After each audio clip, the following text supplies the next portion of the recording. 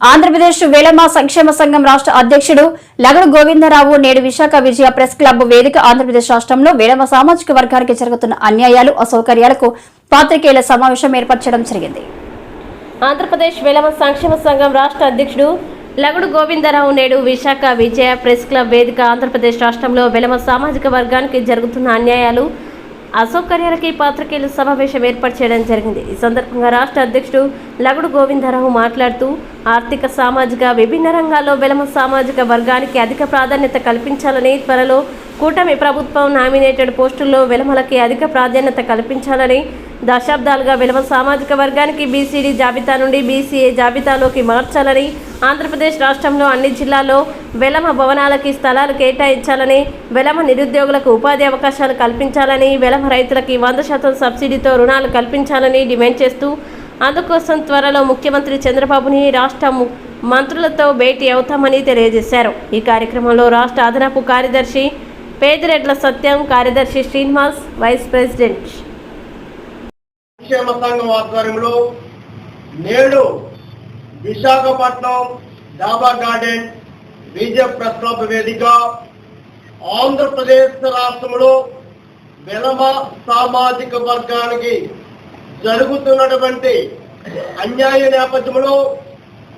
ఈరోజు ముఖ్యంగా వెలమ ఆత్మగౌరవ సమావేశం ఏర్పాటు చేయడం జరిగింది.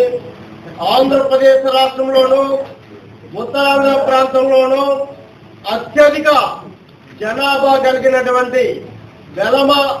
సామాజిక వర్గానికి ఆర్థిక సామాజిక విభిన్న రంగాల్లో అధిక ప్రాధాన్యత కల్పించాలని, ఆంధ్రప్రదేశ్ రాష్ట్రంలో త్వరలో భర్తీ చేయబోయే నామినేటెడ్ పోస్టుల్లో కూడా వెలమ సామాజిక వర్గానికి తగిన ప్రాధాన్యత కూడా కల్పించాలని, అదేవిధంగా దశాబ్దాలుగా ఎన్నో ఏళ్ళగా ఎన్నో సంవత్సరాలుగా వెలమ సామాజిక వర్గం వ్యవసాయ రైతు కుటుంబం కాబట్టి ఆర్థికంగా వెనుకబడిన కుటుంబాలు ఉన్నాయి కాబట్టి ఈ యొక్క వెలమ సామాజిక వర్గాన్ని బీసీడీ జాబితాల నుంచి బీసీఏ జాబితాలో కూడా మార్చాలని చెప్పేసి కూడా కమిషన్ కు రాష్ట్ర ప్రభుత్వానికి కూడా ఎన్నో విన్నపాలు చేయడం జరిగింది. కాబట్టి ఈ నేపథ్యంలో బీసీఏ జాబితాలో కూడా మార్చాలని ప్రధాన డిమాండ్ చేస్తున్నాం. మరి అదేవిధంగా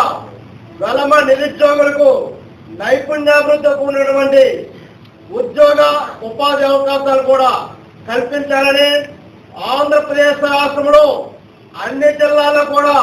వెలమ సామాజిక భవనాలకు స్థలాలు కూడా రాష్ట్ర ప్రభుత్వం కల్పించాలని ప్రధానంగా డిమాండ్ చేస్తూ